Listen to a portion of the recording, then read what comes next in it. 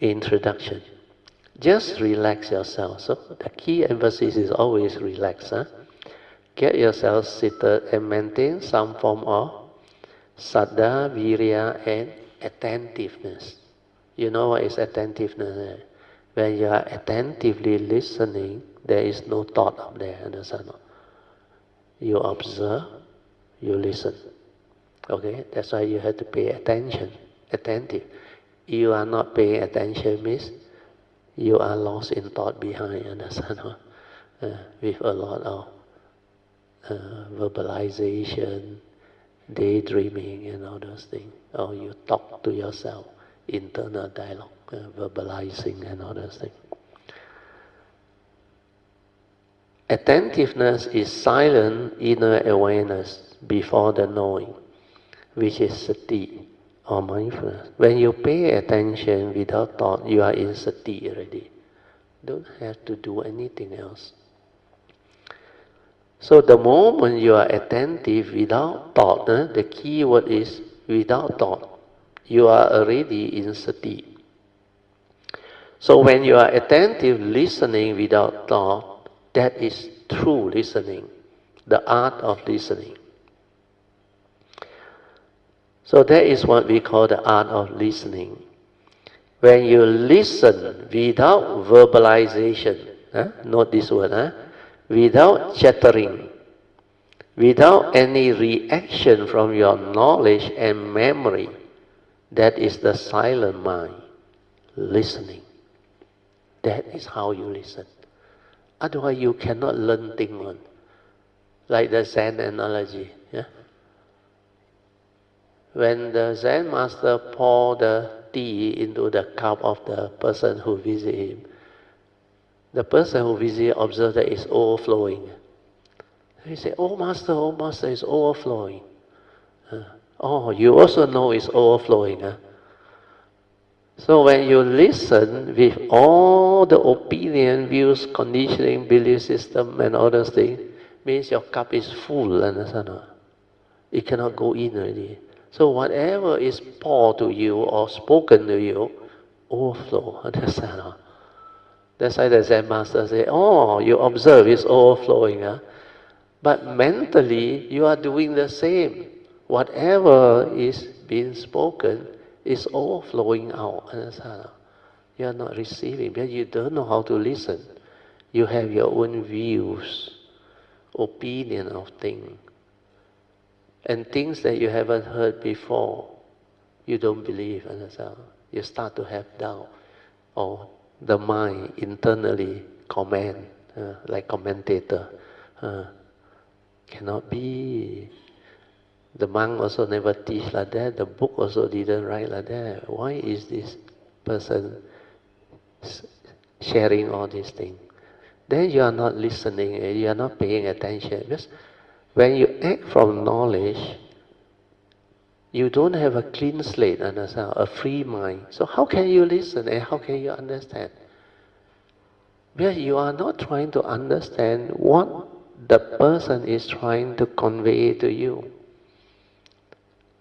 So this brings me to one of the, I think, the talk when we were down there. We say make aspiration, imina punyang kamina, by the power of whatever merits we develop. We aspire to avoid the foolish and the heedless. Then, so that we will meet up with the wise and the enlightened one. So that enlightenment in the here and the now can be realized soon as possible. Then Pamasuri learned, he knows. No, now we change the aspiration. We must aspire to meet up with the wise and the enlightened one, recognize and follow. That's how. You cannot recognize. How can you follow? How can you develop the faith? Then the other thing was last night, Suyan was, before we sleep, she read from the Google. She said, actually the merchant, I got 2 merchants. So I went in and checked. Well, I remember I read it somewhere. It cannot be wrong.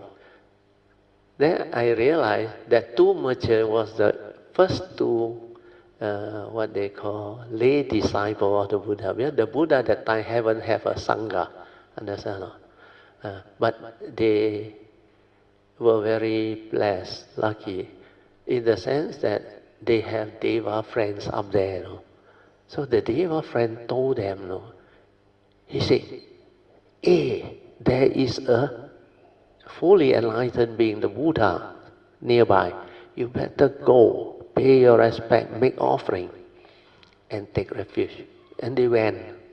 That's why when you have good friend up there, you really benefit. In Hokkien we say chia bì liao. So these two were very blessed and lucky. But later on, after Sahampati talked to the Buddha, said there are people with little dust can understand. So he decided to set off to meet the five ascetics. Then on the way, he met, actually is a yogi, sorry, it's not a merchant. Yesterday I rechecked, yogi, by the name of, is it Avaka? What is that name? There is a name, anyway, something like, don't know, Avaka or what, I forgot already. And this is the one. Met the Samasa Buddha. Upaka. This is the guy who saw the Buddha so serene and all those things, and asked him, may I know who is your teacher and what does he teach? Then the Buddha replied sincerely, he said, I just realized Aranta and all those things. And I realized this while meditating under the Bodhi tree. So I also don't know whether you take this as to mean that I have teacher or I don't have teacher, you see. So basically he tells that yogi, he said, I don't have teacher.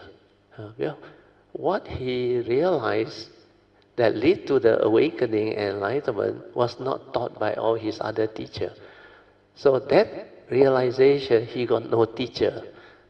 That's why the Buddha is the only one self-realized, connected back to the spiritual nature. So because of that, this merchant sarcastically comment, oh, you got no teacher. Okay, never mind. He just turned and walked away. See? You aspire to meet, you don't recognize, and you don't know how to follow. Understand that? So the art of listening, all these things, is the same. If you don't listen attentively, you will be like the yogi. You will miss everything. So now I read on. Hopefully you can understand better. You just listen with an open mind. Then whatever you listen, you can absorb very easily and clearly. You know what is a sponge or not? Dry sponge. Wherever there is water, it absorbs. So when you listen like a dry sponge, all the understanding and whatever that benefit you will be absorbed. So here I say, then if it is something not in accordance, you will also understand, but you will not prejudge. Understand? You give that person a chance to speak, then you listen. Then you listen, you know, not correct or whatever, no need to comment. Just decide to stay or to move away. Up to you. But do it politely, with courtesy. Don't inside the comment, yeah, this one. Yeah, no lah, I'm not going to listen. No need, he is the way he is, understand? Or they are the way they are. So we rejoice. We are there in that state of mind, also trying to do what they believe they understand.